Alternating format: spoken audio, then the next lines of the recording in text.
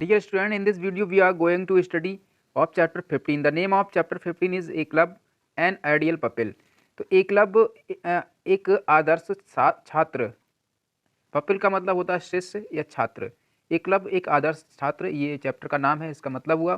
तो chapter is starting from here. Guru Drona was the teacher of princess.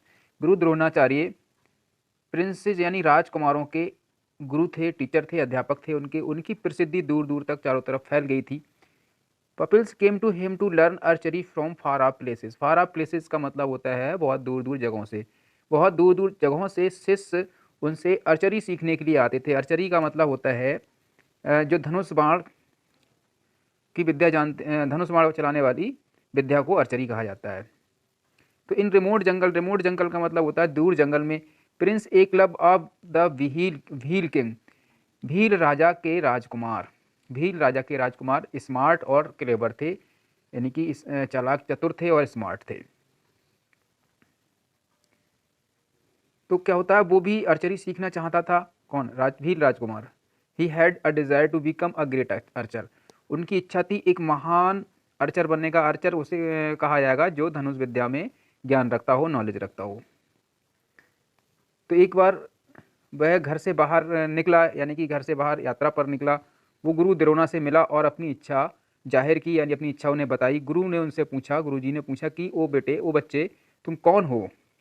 तुम यहाँ क्यों आए हो? एकलव्य ने हम्बली यानी कि विनम्रता पूर्वक उत्तर दिया। विनम्रता पूर्वक कहा कि I am wheel Prince Eklavya. मैं भील राजकुमार एकलव्य हूँ। मैं आर्चरी सीखना चाहता हूँ, मुझे अपना शिष्य बना लीजिए। तो गुरु ने कहा कि मैं केवल क्षत्रिय को आर्चरी सिखाता हूँ और किसी को नहीं। अब जो व्हील प्रिंस था वो बहुत डिसअपॉइंटेड हो गया, यानी कि उदास हो गया, निराश हो गया और निराशापूर्वक लौट गया। उधर क्या होता है, गुरुजी ने जो है एक टेस्ट लेने का उनके मन में आया, विचार आया। राजकुमारों का टेस्ट लेने का, परीक्षा लेने का विचार आया। तो कुछ दूरी पर क्या हुआ, एक लाल आँख की चिड़िया एक पेड़ पर बांध दी गई, सेट कर दी गई। तो सभी प्रिंसेस आए। कोई भी जो है चिड़िया की आँख को मार नहीं सका, तीर नहीं मार सका कोई भी चिड़िया की आँख में। अब अर्जुन की बारी थी।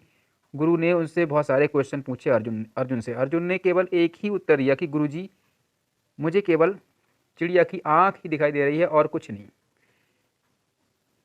टेकिंग द एम, निशाना साधते हुए अर्जुन ने तीर छोड़ा और जो तीर था वो चिड़िया की आँख में जाकर लगा।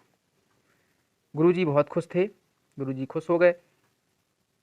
उधर क्या होता है कि जो है बीइंग डेस्परेट, यानी दुखी होकर जो राजकुमार था, एकलव्य था, वो जंगल में चला गया, फिर से वापस जंगल चला गया। उसने सोचा कि मैं आर्चरी सीखना चाहता हूँ, धनुष विद्या सीखना चाहता हूँ।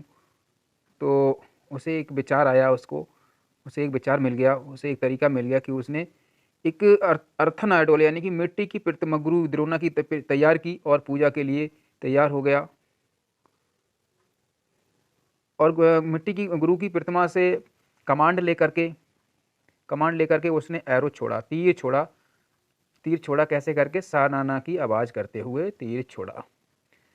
तो the aim hit the target. Aim hit the target यानी निशाना निशाने पर ही लगा। एकलव्य जो है आवाज़ एंडलेस। एकलव्य की खुशी का ठिकाना ना रहा, वो बहुत ही खुश हो गया। He bent on learning every day and learn new lessons every day. अब वो रोज़ाना रेगुलरली अभ्यास करने लगा और हर रोज़ नए नए लेसन सीखने लगा।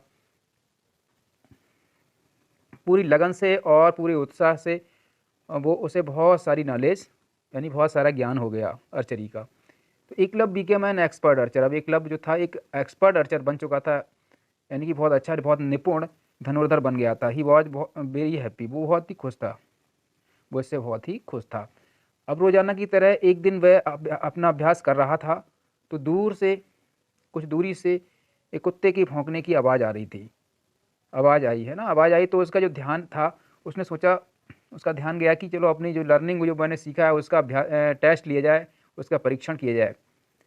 तो उसने एक क्लस्टर बनाया स्मॉल एरोज का। क्लस्टर का मतलब बहुत सारे एरो जो हैं इकट्ठे किए और उनको बीच में धनुष में रखा। And he shot the aim promptly, और शीघ्रता से उसने निशाना साधा। तो जो एरो थे वो कुत्ते के मुंह में साना की आवाज़ करते हुए, शोर करते हुए जाके प्रवेश कर गए। यानी कि कुत्ता का मुंह जो है वो खुला का खुला रह गया। वो छोटे छोटे एरो थे, जितने भी तीर थे वो सब कुत्ते के मुंह में चले गए, प्रवेश कर गए।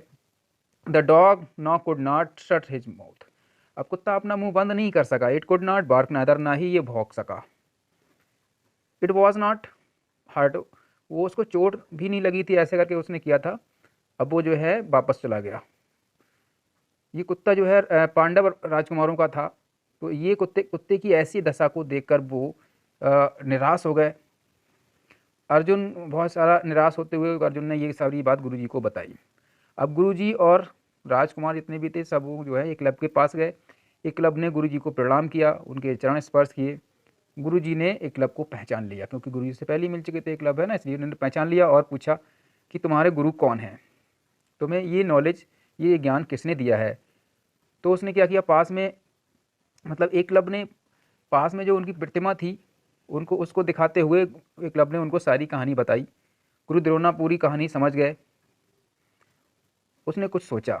इन course of time, in course of time का मतलब होता है समय के साथ साथ, यानी कि समय गुजरने के साथ ये लड़का अर्जुन से आगे निकल जाएगा। सरपास का मतलब होता है आगे निकलना, ये आगे निकल जाएगा और ऐसा नहीं होना चाहिए। उसने एकलव्य से कहा, उन्होंने एकलव्य से कहा गुरुजी ने कि मुझे गुरु दक्षिणा दो, मैं तुम्हारे राइट हैंड का अंगूठा चाहता हूँ गुरु दक्षिणा में। तो in the twinkling of an eye, twinkling of an eye का मतलब होता है पलक झपकते ही, यानी कि बहुत ही जल्दी से।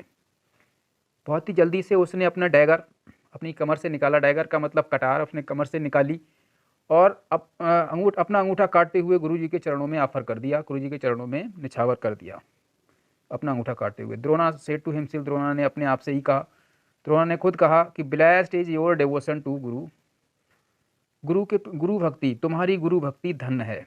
Blessed is your devotion to guru, यानी कि गुरु के प्रति तुम्हारी भक्ति धन्य है। तो मोरल ऑफ द स्टोरी है, सर्व टीचर एज अ गॉड, यानी कि अपने गुरु की गॉड की तरह सेवा करो। ओके डियर, तो this was the story, that's all, and I will solve the exercise in the next video.